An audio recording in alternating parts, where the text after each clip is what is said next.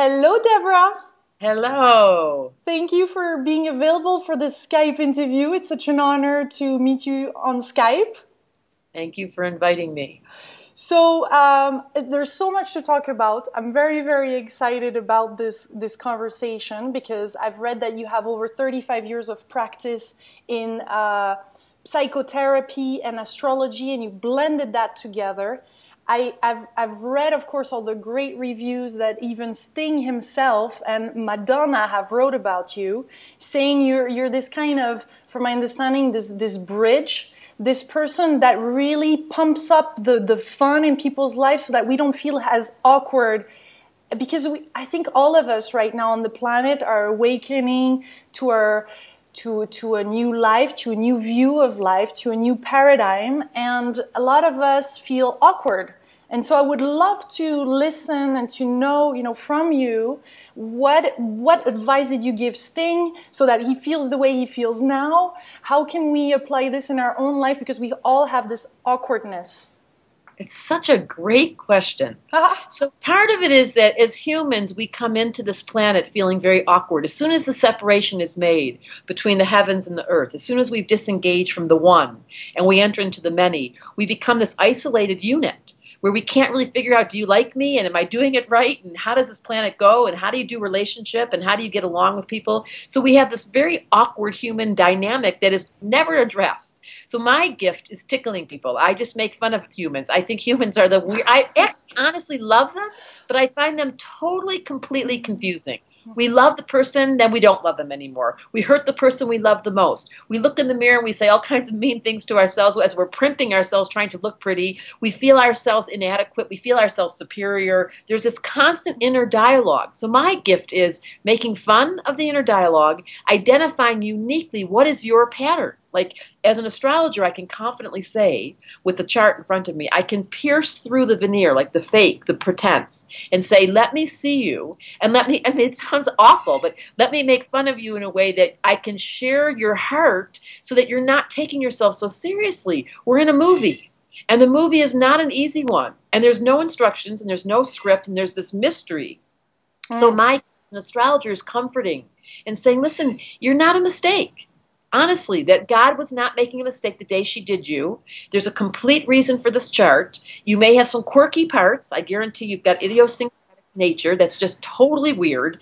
And my gift will be putting words to it. And then at the end you go, oh, now I get it.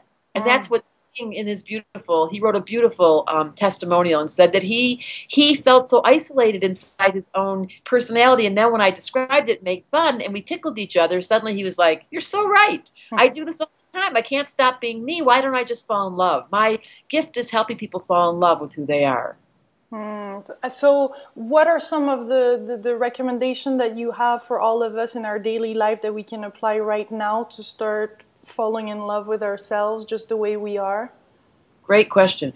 So the first thing is to realize that you're in a movie. That right now the two of us are on camera, we're on Skype, and people are listening. And as soon as the observer kicks in, as soon as we're standing outside watching ourselves, it all becomes very cute and endearing. But when you're fully immersed in the experience, you're caught inside your own emotional body, and the drama begins, then there's no hope for you to. So my first instruction is, realize right now as you're listening, take your camera and put it outside of yourself and look back at where you're sitting as you're listening. Look back at you and I watching ourselves and smile because you're on candid camera. No, smile because it's a joke. The whole thing is just a movie, and we get caught because it's so emotional and we have this ego. I mean, you probably don't have one. Leos, I've seen your little astrology video humor. I love it. I cracked up when I listened to the Leo one, and I challenge everybody watching this video to go and see their own sign because this was so good. Oh my goodness. Of course, Leo don't have an ego. So all you have to do is you go to YouTube and you write Debra Silverman Astrology, and up will come all my videos. And I've had almost 300,000 hits. I haven't even advertised them. I'm just doing a new advertisement to get them all exposed because they are a way of making fun. It makes you laugh. Everybody laughs. I didn't mean to do that. That was me spontaneously, no director, in a studio in Los Angeles, just doing my version of Aren't We Funny? And it's true. And it's so beautiful to see you do it, because you express at the same time what it is like to be a spiritual being, feeling free to just be ourselves, making fun of ourselves, and I just love it. It's actually the best example that you show of what you teach. So thank you for those. So you're welcome. And the answer to your brilliant question is, what's the first step? That's why I love astrology, is figure out what your habitual patterns are without judging them. Like, if you're a personality type who can't talk very much and you're water, then don't get mad at yourself when you're at the party and you're awkward and you need to have a drink because you feel so strange. Or if you're the personality type that's air and you talk immediately, you walk at the party and you're socializing and you can't remember who you're talking to and you change, you can't keep your eyes on, that's air. You're one of those fun people that entertain us. Or if you're earth and you're really solid and stable and you want to get into the kitchen and clean and do the dishes and bring the food and organize the party, that's earth. That's the personality type that you have. Or if you're fire and you're the one that's cranked the music up, another drink, and wants to make a lot of noise, that's fire. So if people could simply identify, what is my personality type? Like, what's the part of me? On my website, Debra Silverman Astrology, there's a personality survey. You take the survey and you figure out what of those 4 elements don't go away. Because as soon as you figure yours out, then the comfort begins. Like, oh, there I am again. Here, I obviously am air. Mm-hmm. So tell us, Debra, what kind of astrology do you practice, and is it astrology considered as a science? Because there's a lot of the scientists and intellectual people that say, wait, no, this is not a science. This is part of the woo-woo land of some people. And so tell us more about astrology. And I apologize for people watching. There's a little bit of a change of a scene because we got some connection problems. But if you're watching, I do want to interview Debra in person, and this will happen very soon. So we'll get right back in the interview, and sorry for this little change again. So the answer to your question is, astrology as a pure science is called astronomy. And what is true is, when I look at someone's chart, and this has been going on since Egypt, I don't know how, I always wonder, how did they download this information? And they knew how to look at the sky, and they didn't include the outer planets, but even back in Egypt, they had this relationship with the cosmos. So the astrology as a pure science is astronomy, and it's factual. Where were the planets at the moment of your birth? The interpretation is woo-woo. I can't pretend it's not. And it has a quality of mysticism to it. And a really good astrologer suspends their left brain. It's like we leave that part of the brain and we go to the right brain and we say, listen, you don't have to believe in this. All I can tell you is, if I do your chart and I finish and you go, I understand myself now, who cares where it came from? So yes, it's based on a scientific backdrop of where were the planets at that moment of birth. And yes, there's a history across all time, all in England and Europe. Birth time is written on every birth certificate. Why? Because astrologers have been in existence since the beginning of time. We've always recognized the significance of the time of birth, and that is what astrology is based on, is what was the picture of the heavens at the moment you took your first breath. Take a snapshot. Mm-hmm. And from that literal picture of the astronomy, we then interpret, what was your purpose here? Who are you? What is that quirky personality you have that you can't get rid of? And how do I help you understand the cycles you're going to go through? Because everything goes in waves. There's times in life, by the time 28 to 30, everybody's making a change. By the time you're 37 to 38, everyone's making a change. And this helps for us to learn a little bit more about it, so we can interact in an easier way with other people, especially in crisis. I mean, there's so much stress going on, and we feel we're talking, each personality is talking a certain way, but we feel we're not being heard, and relationships are collapsing. So this is definitely an essential tool to you.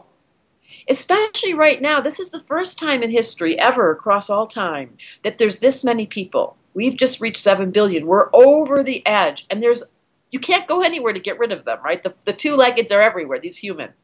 So now how are we going to get along? And the stress is, how are we going to survive? I mean, that is in the zeitgeist, in the mind of so many people, is this feeling of something's wrong. And I'm here to tell you, no, this is what all the prophets predicted.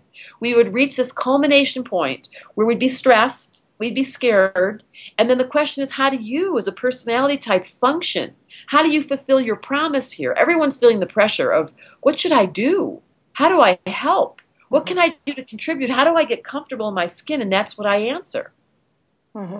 Questions of how do you become the observer of your own funny character. And the cycle right now in the heavens, literally, as we said, spend the summer of 2012 leading up to the solstice of 2012, there is a configuration in the heavens that hasn't happened since 1776, where a revolution occurred from Europe to America.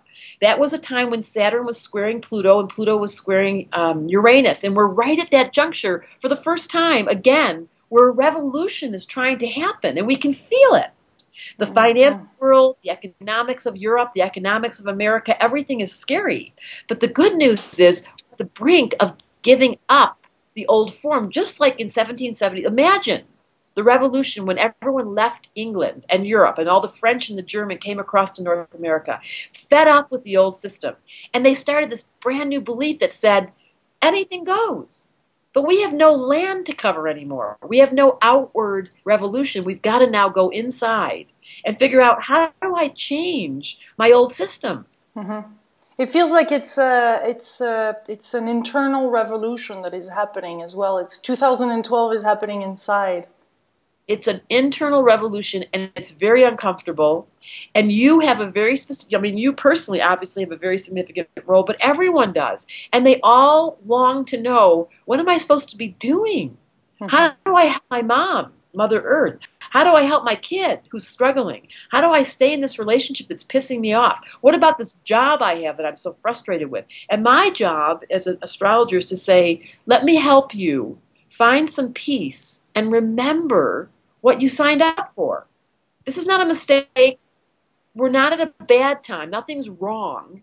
But boy, is it uncomfortable. Yeah, and you speak more and more of the wisdom keepers, and I know you just finished your book, and this is, you're bringing the 4 elements in the picture. So this to you is essential, that we now bring back this ancient knowledge. And tell us what does this ancient knowledge is about to you?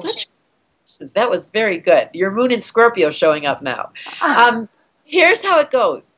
In times of prophecy, during the Mayan times, during the time of the pyramids, during the time of Nostradamus, during the time of the astrologers, we all knew that we would come to this critical moment in time where the collective would reach a huge amount of energy. Like, think about the numbers of people, the pollution, the subways, driving in your car, watching television, YouTube, everyone pushing, but we're all fixated in this one area.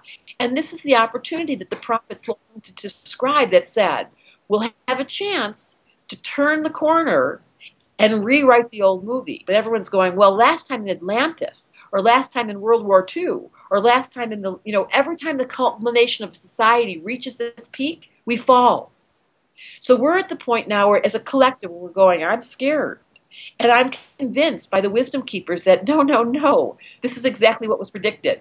In fact, if you can find calm and take a deep breath and do all the spiritual work that you're promoting, which is real, getting your mind in order, air, getting your emotional body quiet, water, taking care of your body, eating well, earth, and knowing how to have fun and have sex and party and turn the music up guilt-free, because you're supposed to be doing that. This is how we're going to reestablish the human nature's old story. Was so, we did so much drama. I'm so bored with the old story. What would it be like if we didn't have to play out marriage as we knew it? What would it be like if children were actually listened to? What would it be like if money wasn't the God? And we knew how to exchange energy with each other, and we actually honored. But we're not quite there yet. We're at this corner, and it's so awkward, because we don't believe in the future anymore. There's despondency. There's depression. There's fear. Doomed. That's the secret that lurks underneath. And the wisdom keepers knew that. We were going to be scared. But the thing that is quite disturbing with all the interviews that I'm doing, or what we're hearing and all of that, is that there is the date change. So the beginning, it was the 21st of December 2012, then it became the 28th of October 2011, and now it's some people are speaking now of the Aztec that are pushing it up to 2021. So soon we're gonna, when is that change gonna happen? What is this? When is this washing machine gonna stop? That's so funny. This is so human nature. Make it go away. Give me a date. Tell me when it's done. People call me all the time. They go, what's going to happen today? I go, you're going to get up and brush your teeth, you're going to go to work, and then you're going to poop, and then you're going to go to sleep. How's that for prophecy? So the point is, there's human nature. We don't have a date when the whole thing changes. We are the change. And if you think about your parents and what they thought about, and you think about what we did with our lives 10 years ago, we didn't sit on Skype and make eye contact. We didn't know how to go underneath the earth, underneath the water in France from England, take a shot of energy across. We didn't know how to go on YouTube and make a new best friend. This is all brand spanking new. But we keep saying, what's the date? This is so human nature. Give me comfort. One day I'm going to wake up and the whole thing will be different. Sorry, it's right now. You can make a decision. I honestly do this with people all the time. They finish my sessions and they go, I feel different. I can look at my husband now and say, oh, now I remember. My fate is mine. I have this favorite song that I sing. I have a radio show that I sing on. I don't want to be a singer, but this is how it goes. Falling in love with my fate. Falling in love with my fate. Falling in love with my fate. There's nothing we can do to change instantaneous life. But you can look around your kids, your family, your mother, your best friend, your lack of all that, and say, what did fate hand me today? And how do I find the joy and the memory of what it was God or life was thinking when they gave me this chart? And that's the question I love to answer. There's not a date in time where the whole thing changes. On the 21st of December, we wake up that morning and poof. Really? It's the mind can't tolerate how bored we are. Let's tell the truth. Humans are, they don't know how to do relationship. They don't know how to do what's good for their bodies. And most of all, they don't know how to have fun. Unless they're intoxicated. Addiction, let's talk about addiction. The real issue on this planet is we don't know how to cope with the very first thing you said. When we were disengaged from the one, when we landed in a body and we looked over at mom and dad and went, oh my, that's who I'm with? They put us in school, sit in these little chairs, and we had to pretend we knew what we were doing, and we didn't. And then they put us into a job and said, make money and have fun. And we're not. Then the question becomes, how do I find relief? And how do I rewrite the movie at a very base? This is the wisdom keepers. We're very simple. Water's wet, fire's hot, earth is heavy, and air goes on everywhere. So learn back the basics. Return to simplicity and find the joy. That's my gift. But it requires a depth, which you obviously have. The questions you're asking are revealing that. What is the reason we're here? You know, why do people come to this planet, humans, come to Earth by the millions? Isn't that a great question? What are we doing here? I'm asking you. That's a good question. I really do feel, and I love your message that you're saying that love is service. I mean it's time to love service and to give ourselves unconditionally. And it feels like this is really what's going on. And the same thing I was reading, like honor of the individual, integrity, continual pursuit of the wisdom, and that's what feels right now to many of us. And yet there is this kind of like, it's two earths splitting, it's two different currents, love or fear, choose. Because what you said is brilliant. Most people don't like people.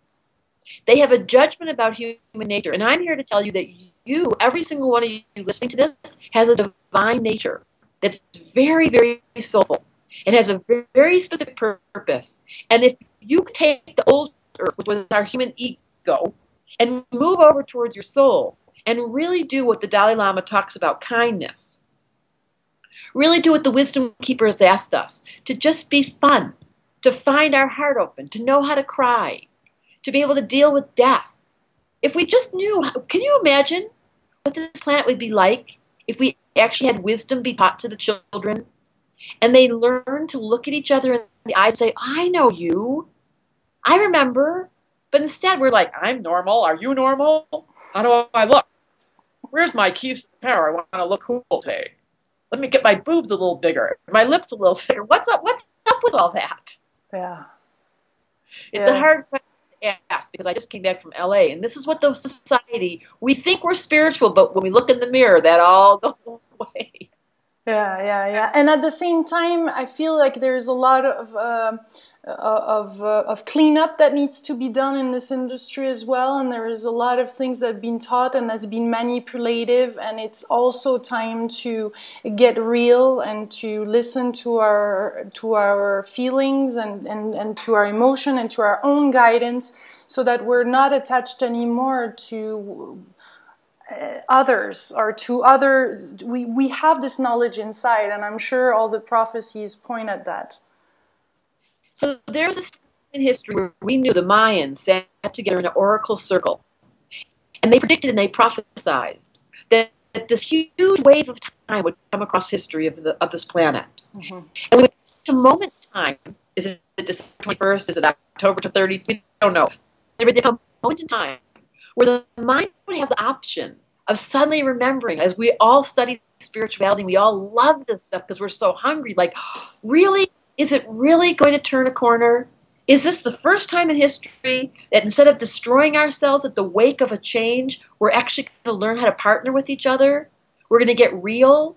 We're going to strip ourselves of the old pretense? Really, could we? And I'm here to say, definitely. And working with Sting and Madonna and working with the people that I've worked with, all the big leaders, what they love the most is when I close the door and they can sit alone with me and I can hear their secrets and they say, can I tell you something? And I get to say to them, listen, that's your human.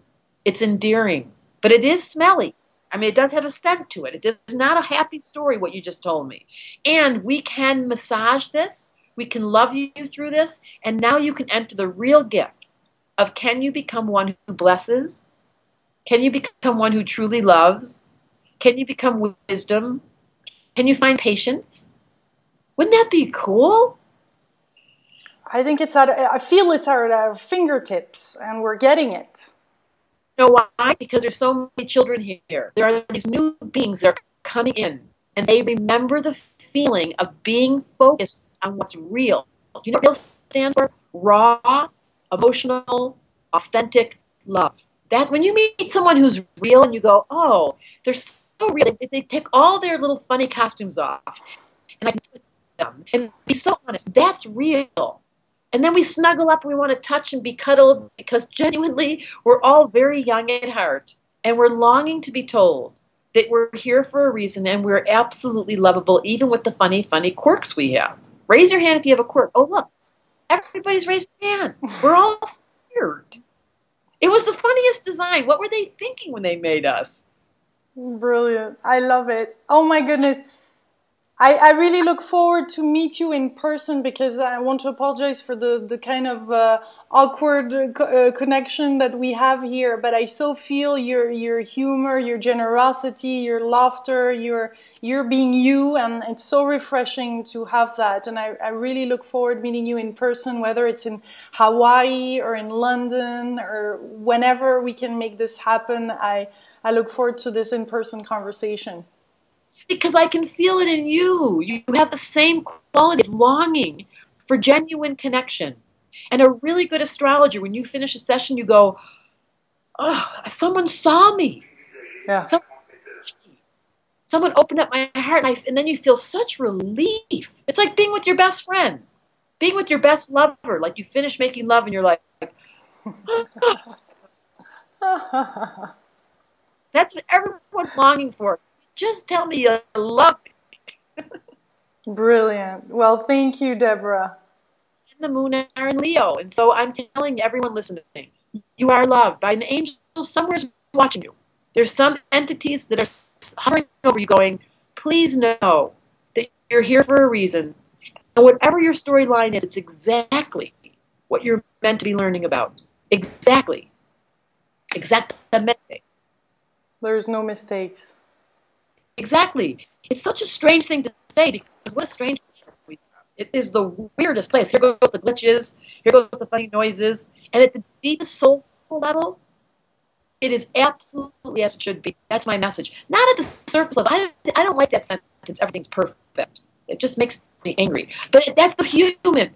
And my ego does not think everything's perfect. But at a soul level, we are definitely on schedule. And you, exactly what you should be doing. Look how much you are. How cool is it? Your Leo found her purpose. In your chart, you have Saturn on the sun. I don't know if you knew that. It happens once a year. So Saturn is the planet of purpose. When I look at a chart, always what I look at is, what's the purpose of this person's presence on this planet? And yours is teaching, providing wisdom, and doing it with serious, like you're seriously having fun. Yeah, I mean, it's deep seriousness and fun. I love it. It's significant because the French are significant about their stuff. Coupled with a Leo. Rah. And Saturn, so I'm giving you the first, this is the first astrology lesson. Saturn is the most important planet. He's old, he's grumpy, he's not very fun, but when he gets in your face and says to you, here's your purpose, and you do it, he starts to laugh his head off because now he realizes you got the joke.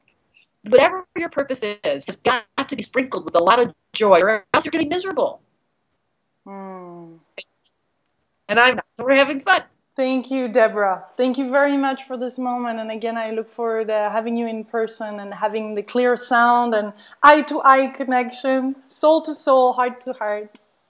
Thank you.